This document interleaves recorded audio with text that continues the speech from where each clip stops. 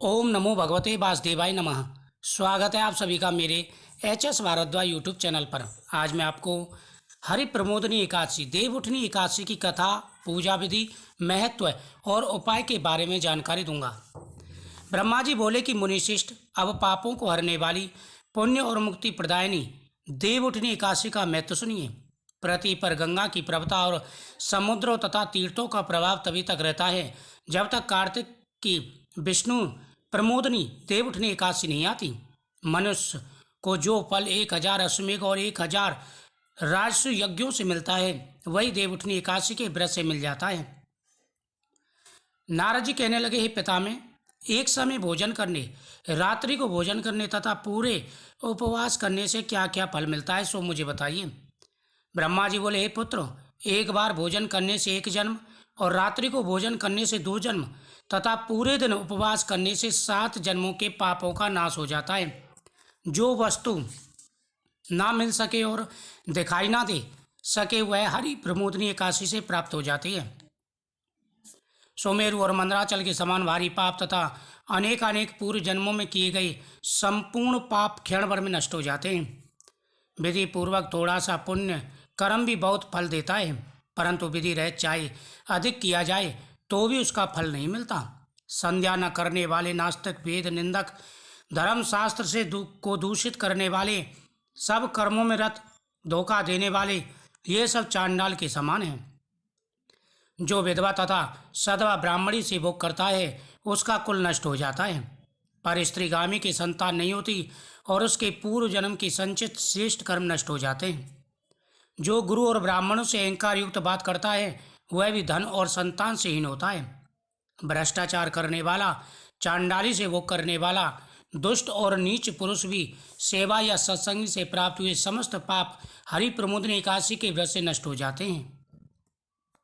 जो मनुष्य अपने मन में हरि प्रमोदनी एकादशी व्रत करने का संकल्प मात्र करते हैं, उनके 100 जन्म के पाप नष्ट हो जाते हैं और रात्रि जागरण करते हैं, उनकी आने वाली 10,000 पीढ़ियां स्वर्ग में जाती हैं।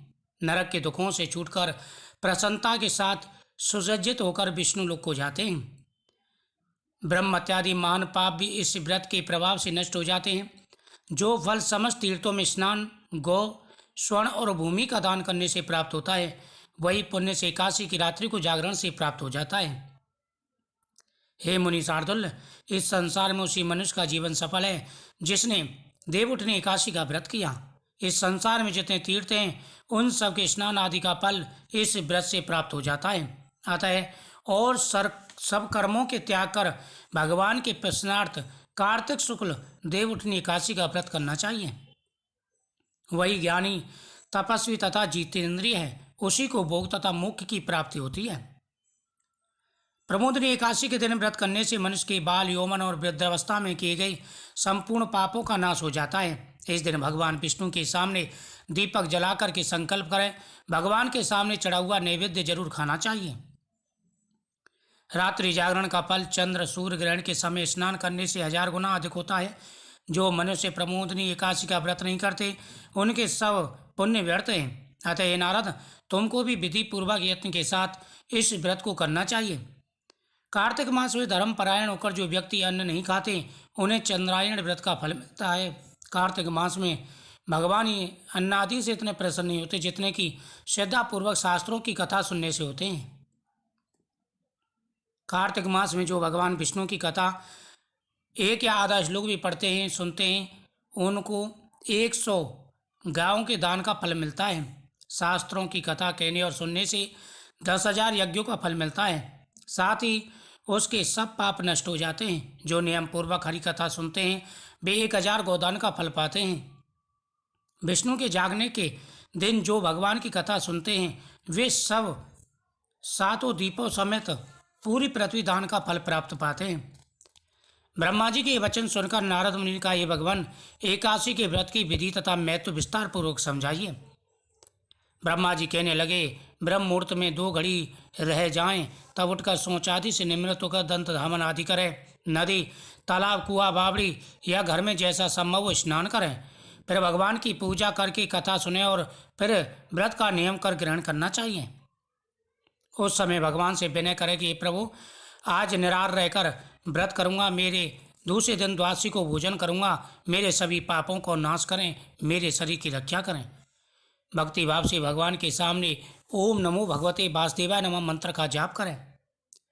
कार्तिक मास में तुलसी से भगवान का पूजन करने वाले के 10,000 जन्मों के पाप नष्ट हो जाते हैं।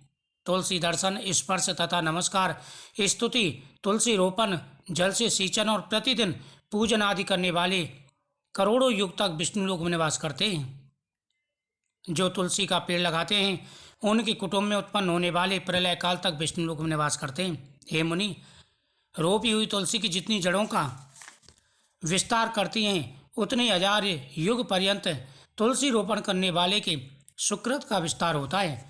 जिस मनुष्य की रोपण की हुई तुलसी की जितनी शाखाएं, प्रशाखा, बीज और फल पृथ्वी में बढ़ते हैं उसके उतने ही कुल 2000 कल्प तक विष्णु लोक में निवास करते हैं। जो कदम के पुष्पों से हरि का पूजन करते हैं वे कभी यमराज के दर्शन नहीं करते। गुलाब के पुष्पों से भगवान का पूजन करने वाले को मुक्ति मिलती है। जो बकुल और अशोक के फूलों से भगवान का पूजन करते हैं वे सूर्य चंद्रमा के रहने तक किसी प्रकार का शोक नहीं पाते। जो मनुष्य सफ़ेद या लाल कनेर के फूल से भगवान का पूजन करते हैं उन पर भगवान अत्यंत प्रसन्न रहते हैं।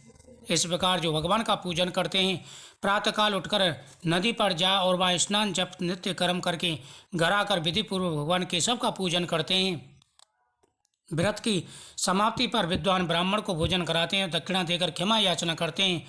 उसके पश्चात गौ और ब्राह्मण का पूजन करते हैं। हे राजन, रात्रि में जागरण करने वाला मनुष्य ब्राह्मण को भोजन करावे, स्वर्ण सहित बैल का दान करें। जो मनुष्य मांसाहारी हो वह गौ का दान करे। आंवले से स्नान करने वाले मनुष्य को दही और शहद का दान करना चाहिए। जो मनुष्य फलों को त्यागे वह फलों का दान करें। तेल छोड़ने व घृत छोड़ने से दूध और अन्न छोड़ने से चावल का दान किया जाता है। जो भूमि शयन का व्रत लेते हैं उनको सैया, धान व तुलसी सब सामग्री सहित देनी चाहिए।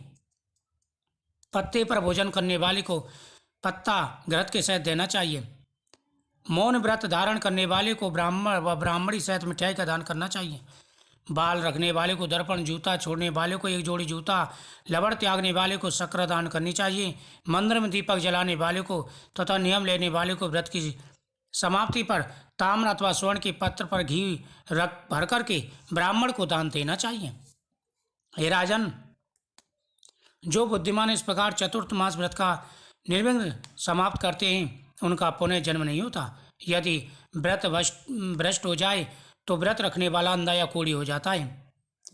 भगवान कृष्ण कहते हैं, राजन, इस कथा को पढ़ने और सुनने से अनंत गोदान का फल प्राप्त होता है।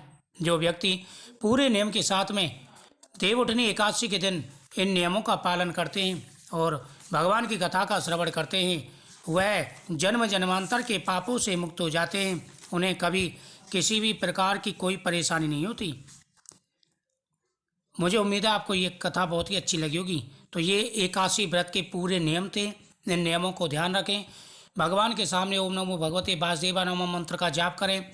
इस मंत्र से हवन करें। भगवान को नैवेद्य अर्पण करें, केला चढ़ाएं, उनको खीर का भोग लगाएं और वो प्रसाद स्वयं भी खाना चाहिए। दान पुण्य करें, इससे आपकी प्रत्येक मनोकामना पूरी होगी। और दीपदान करें। तुलसी जी का इस दिन विवाह करें।